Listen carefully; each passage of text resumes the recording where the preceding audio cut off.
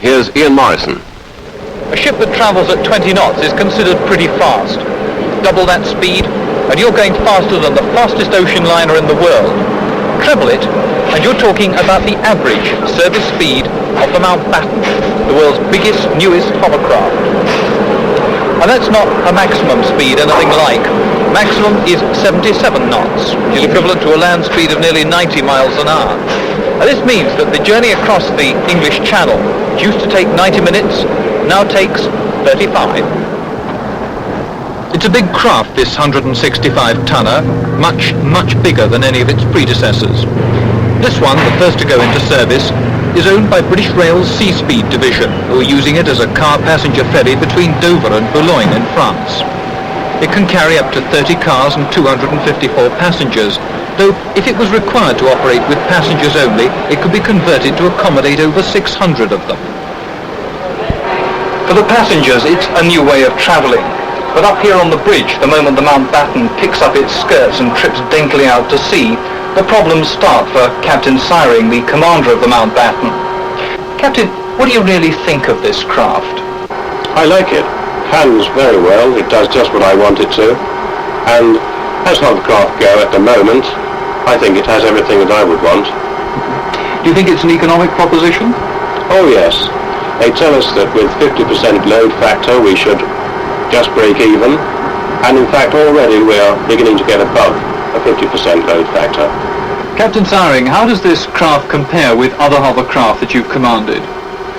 I've commanded an M6 hovercraft for about 1,000 hours on coastal services, and this one compares very well indeed. It's more manoeuvrable on the sea, it's much more manoeuvrable in close waters, and on land we find it will do just what you want to. But when you're making a turn, how quickly can you turn? We can spin round in our own length if we want to.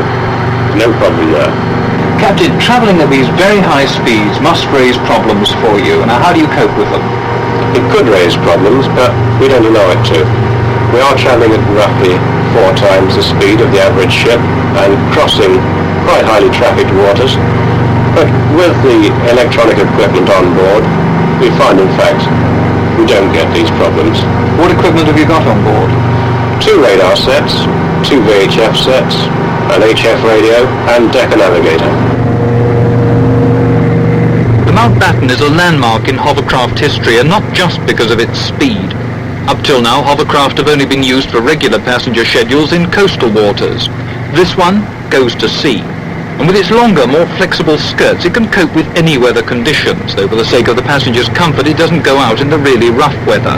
I asked a few of my fellow passengers what they thought of the journey. I'm very excited. Yeah, I think British Railways ought to be complimented for putting this machine on the water. Marvellous. Excuse me, is this your first trip on a hovercraft? Yes, it is. Yes. How do you like it? I think it's quite incredible. It's great fun. I like it that much better than the standard traditional car ferry because I'm a poor sailor and we're travelling that much faster, so the journey will be that much quicker. It's a little bit bumpy, but I think it's quite pleasant. How do you like it? Oh, I like very much. Very, very comfortable. I think this has a very great potential. There's no doubt that travelling at that speed over the water rather than through it is an exhilarating experience and one that shouldn't be missed. I found the Mountbatten a bit noisier than I had expected, though certainly no noisier than the turboprop aircraft for which its 4 Rolls-Royce engines were originally designed. And British Rail engineers told me that they were hoping to damp the sound down in the near future. But one thing's certain, crossing the English Channel isn't going to be the same again. With a turnaround time of 7 minutes, the Mountbatten is like a fast, highly efficient seagoing bus.